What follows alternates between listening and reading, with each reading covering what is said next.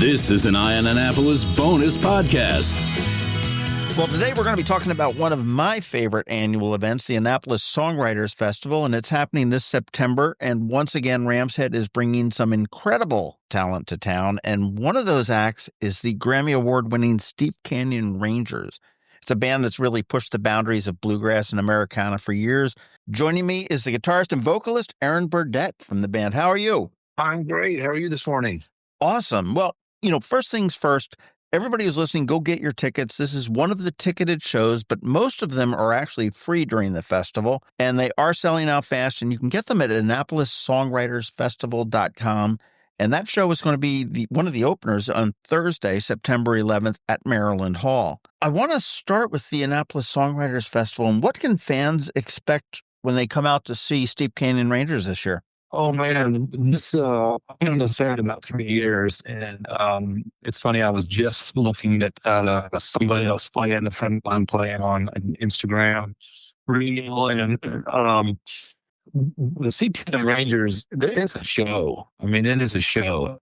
Things that I've learned a lot from playing with this band is it's not just a series of songs. While there is that, it's a show, and it's a band where like everybody sings and they're switching off of instruments and switching off of setups and sounds, and it's a dynamic show. And we're real proud of it. We work real hard on that. Absolutely. Well, do you guys approach this type of a festival? It's a songwriters festival. Obviously, you've got performances and everything else, but do you approach this type of a festival any different than when just a dedicated tour stop?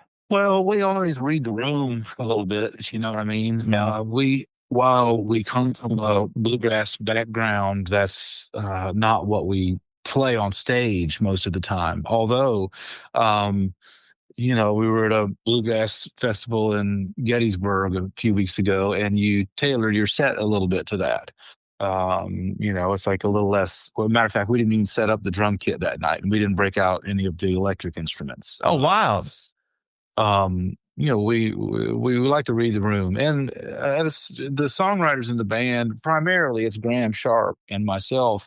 Particularly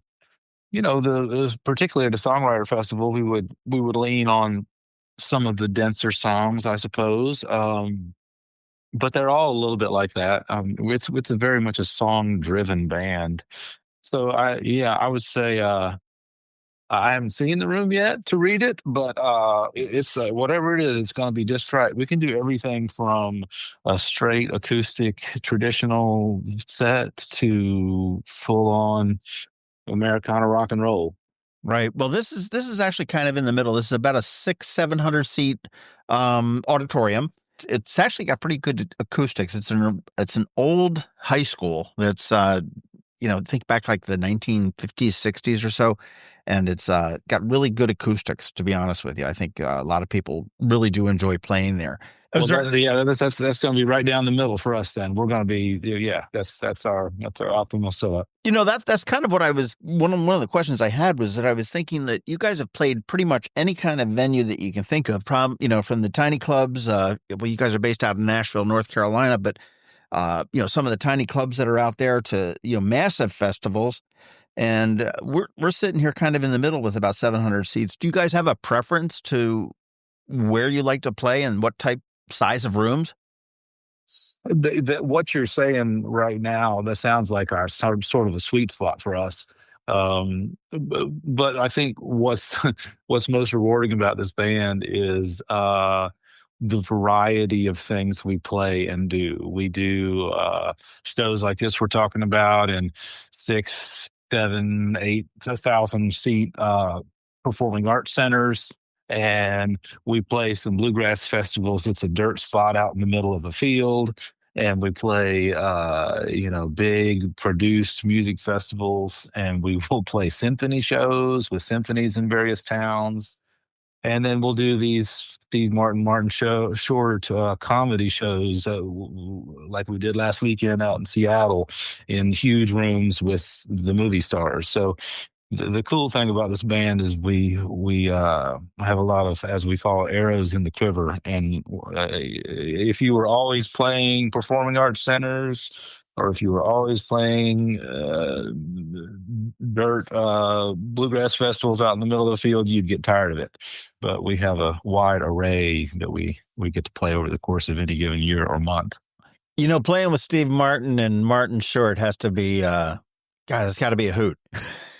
It is really something. It is really something. As someone who's come into this band fairly recently, it was surreal at some moments that you're just hanging out with those guys doing stuff and listening to them and watching them work. It's a gift. Hey, does Steve Martin really have the banjo chops that he claims he has? Yeah, no, he does. He just turned 80, so his three finger has slowed down just by his own admission. He's mostly a claw hammer guy now. But he does still play some three finger. But I mean, what I hear from the band is that when they were playing, 2-hour music shows, just straight music with him, say 12 years ago, they could barely keep up with them. It was he would pop that thing out of the case and just start ripping on it. No warm up, just as fast as anybody could even pretend to keep up with. That's awesome. Yeah, he's extremely talented. That's awesome. Steep Canyon Rangers, man, you guys started pretty much as a straight bluegrass band, but over the years, as you mentioned, you've really kind of broadened your sound into, Americana and beyond. Do you think the band is still pushing into new territory, or have you kind of settled down and found your lane? It's hard to say, particularly with the big shakeup a few years ago with Woody leaving and me coming in. It's changed what we do a lot. The bones are all still there, but it's a very different gate we're walking under. Since I've been there, we've done 3 albums. One is not released yet. We're just in the final mixing stages of it. The first one was Morning Shift, which was only a few months after I joined the band, and that was the one that Daryl Scott produced for us, which at the time, the band wasn't quite sure what it was. I had come in, new singer, just a whole new thing. And then our live show progressed and it got really, really good and dynamic. And the band, from my point of view, the band had kind of stepped up before I got there because they were afraid they weren't going to find a singer and they were going to all have to move in and fill the void that was left by Woody leaving. So everybody had upped their game, and then I came in and filled that void, and it left everybody with an upped game and a new singer. Then we put out a live album, Live at Greenfield Lake, which we hoped would let people hear what we sound like live now and the breadth and depth of what we play during the show. And then this next album that we just finished recording, it's a little more string band. It's a little, I don't think there's any electric instruments on it. There's hardly any drums. We just kind of keep exploring what's interesting to us and following that. And so far, it's worked out well. I love when a band can go through a change and, come out just as strong, really keeping into the roots. I mean, I was talking to Larry Dorr, who's the longtime manager for Blood, Sweat, and Tears. Uh-huh. And he blew my mind. He said that there have been 200 members that have come in and out through Blood, Sweat, and Tears over the years. And I mean, they're going on, 50 years or so at this point, or pretty darn close. But each time it's a little bit different. It's a little bit, but I mean, it maintains the audience. And that's exactly, as you guys went through a change there, I mean, the core audience is there. They're still loving the music, and you guys are still bringing it. Yeah, we're really grateful for the way it's all worked out.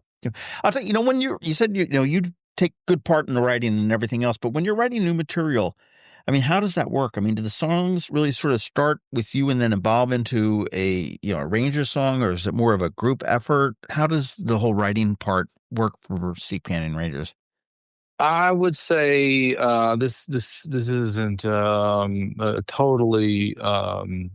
This doesn't cover everything, but I would say most of the time, Graham or I bring in a song that is somewhere between 40 and 70% formed and complete. we'll bounce it off each other a little bit, and then um, and we'll just sort of kick it around the band during a sound check or backstage, and that may happen to one of those songs for years. It may be in this sort of bubbling pot that gets kicked around, and somebody will ask, "Oh, hey, what about that song or whatever? The song about the truck or whatever it was." And then we keep working on it, and as they get attention, they sort of form themselves out into full songs, and then we arrange it in a sometimes very complicated procedure. Um, but they just kind of evolve. And sometimes you take a song in and you play it, and nobody ever asks about it again. And then you sometimes you dust it off and change it a little bit and take it back with a different cadence or different chords or whatever. Um, I would say most of the initial creation of the songs comes from Graham or me bringing in something that's at least partially formed, but then it goes through this meat grinder of the band, and very often becomes something different. Yeah. Um, yeah, so it's a process. It's a long process. Some of the songs we just recorded, at least two of them, two or three of them, were in the running for the Morning Shift album 3 years ago, Okay. and then just kept getting worked on, and then probably made it on this one. I love to hear the process of what it is. I mean, I was talking to a songwriter last year at the festival who said that it's a 9 to 5 for me. I get up at 9 o'clock in the morning. I go into a room and I write and I write and I write, and Yeah. and I come out, and everybody's got a little bit of a different thing Yep. to how to do it. And you mentioned talk about some songs that just sort of never make it. And I'm not talking hit wise necessarily, but is there a song in your catalog that you personally maybe love, but you don't think got the recognition it ever deserved? You mean for the Rangers? Here's another interesting aspect of this. Graham and I both have record solo albums, so some of the songs that didn't make it of his on the last couple albums he recorded on his most recent solo album. Some of the songs that I had in the running for this last Rangers album that didn't make it got recorded for my next solo album. So there are a lot of songs that are good that aren't good Rangers songs, if that makes any sense. No, that's fair. So it's not that they're not good, they just don't click, or maybe aren't appropriate for whatever reason. In the same way that I might write a song for myself that never clicks and never gets done, Yeah, so it's all just a little different. It just depends on. There are many places for songs to go. Fantastic. Well, you are a guitarist. Any other instruments? I mean, I play a little bit of banjo, a little bit of piano, but I'm primarily a guitarist and singer. No. What would you be playing if you weren't playing guitar? I don't know, man. I've always done. I don't know. I really have been picking up. I've got this claw hammer sitting right next to me here. I've been really working on that the last year or two. That's something I've always wanted to get good at, and I finally got a hold of one and been playing that. But for me personally, it might be piano, because I'm really a singer. I'm really a singer that accompanies myself, and that's how I wound up playing guitar, to accompany myself, so I can sing songs. So I guess I'd be playing piano or auto harp or something. There you go. But I mean, we talked about Steve Barton, we talked about Martin Short and stuff like that. And you guys have collaborated with, and played with many, many different artists.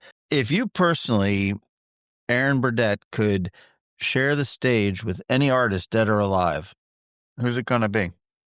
I've got there are people that there are just so many.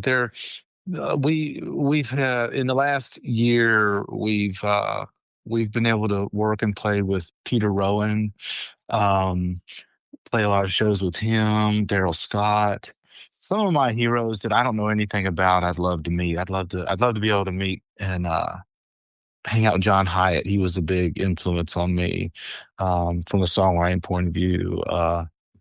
And then some of those old rock stars from my youth, man. I mean, as Keith Richards, good Lord. Cat Stevens, come on. If I can, those are bucket list meets right there. If I can just meet those guys.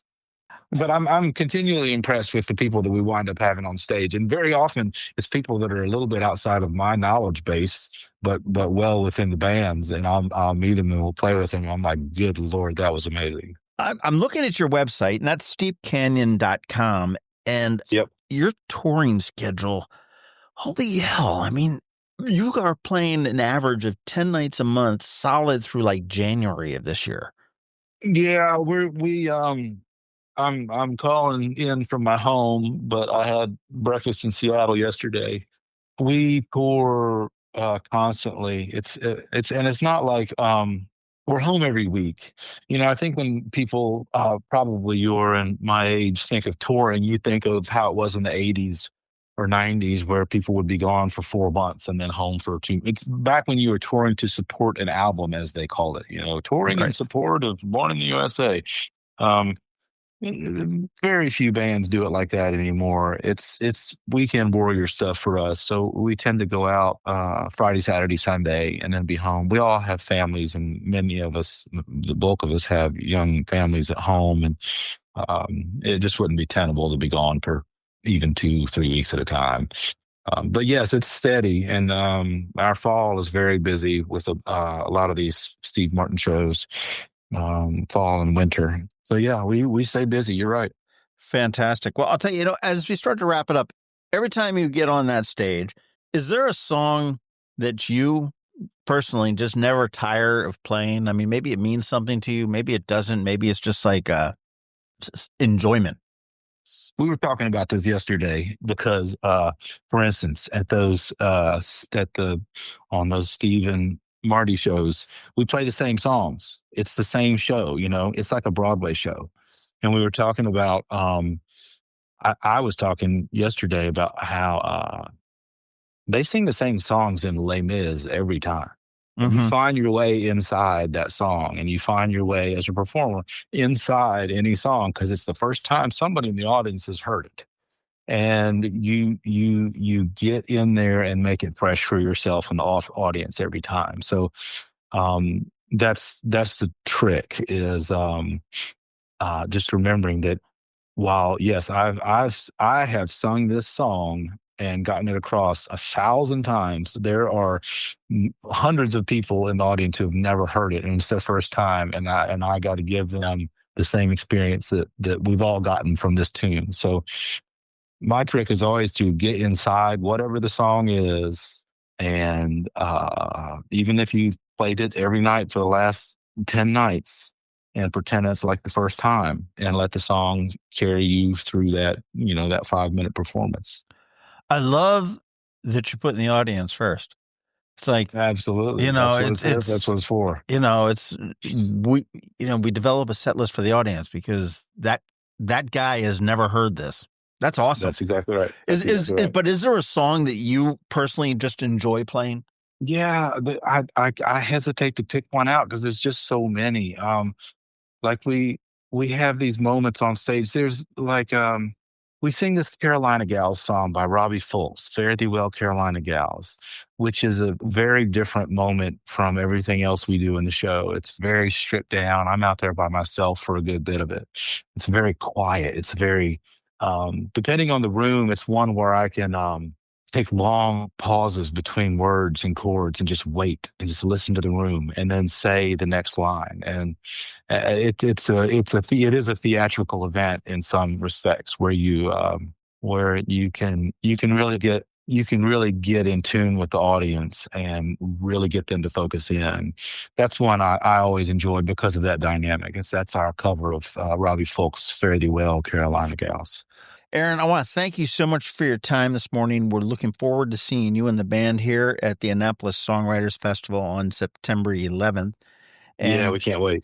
Yeah, I'll tell you, but for everyone listening, make sure you go grab your tickets. It is going to be a long weekend full of great music right here in downtown Annapolis. And as I said, most shows are free, and there's over 100 shows. So, and I think there's like 120 shows, and like over 100 are free. Just get in, but you can get passes for the ticketed shows. You can get individual ticketed shows. I would recommend don't miss Steep Canyon Rangers. You can get that information at AnnapolisSongwritersFestival.com. For all things Steep Canyon Rangers, steepcanyon.com. And Aaron, man, thanks again so much for your time. Safe travels from Asheville up here to Annapolis, and we can't wait to see you in a couple weeks. Same. Thank you. This has been a wonderful conversation. I appreciate you. All right, man. Take care. Thank you. Yeah. Thinking about the plans I put on hold while the town got smaller and the days unrolled. There ain't but two stories told, and this one's about leaving. Well, I remember Katie, then Rosalie. I was pressing my luck when I tried for 3. Some shrink from a shameful deed. Me, I'll do it gladly. If I hand you a line, you know that's true. If I give you a couple, it's yours to choose. One story from a total of 2 has got a good chance to end badly. So fare thee well, Carolina gals, I'm going where you can't find me. There'll be trouble in the days to come and a lot more fools behind me.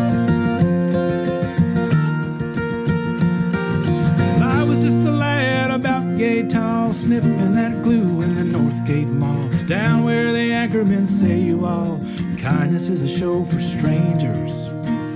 All them B-school boys and old hippie men sweating in the sun to no clear end. I made a medium to poor boyfriend and a pretty good house painter. So fare thee well, Carolina gals, I'm going where you can't find me. There'll be trouble in the days to come and a lot more fools behind me.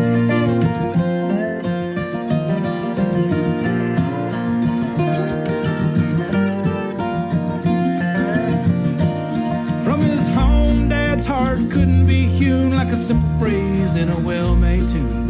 Staggerly will sound good on the moon. You don't need a cane chair and a hound dog.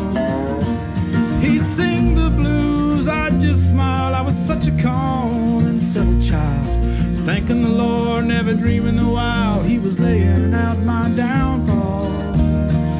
So with my hair in my eyes and my chest out swelled, I stood on a porch and I buzzed the bell, peeking around the blind, knowing full well that her folks was gone to Boston.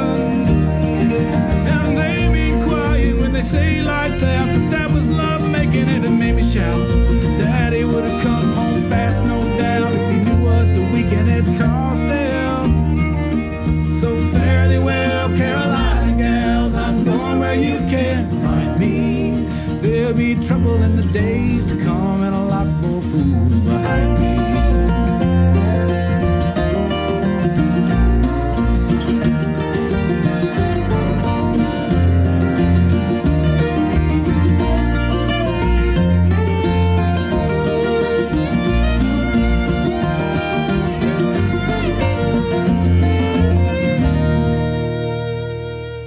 Now if a cruel word escapes my mind, don't worry baby, it's just the wine.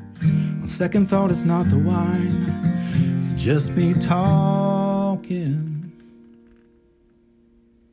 We men pour out our problems like we think that they're unique. They cheer when a baby starts to speak, ought to give them a prize for stopping. Baby, don't you be too surprised if I cash in the farm after mama dies, get a Cadillac and just ride to the Pacific meets the bumper. Stop looking at me like I've lost a screw, like things had to lead where they led to. With the house half gone to kudzu, I'd be lucky to get a clunker. By luck I landed in the upper south, by God I gotta make my own way out. Read the signs by now, should have heard the locusts buzzing. Poor old Tommy Thompson's dead and gone, and I've been feeling not so strong. Chapel Hill hadn't done me wrong, it was fine until it wasn't. So fare thee well, Carolina gals, I'm going where you can't find me. There'll be trouble in the days to come and a lot more fools. Fare thee well, Carolina gals, I'm going where you can't find me. There'll be trouble in the days to come.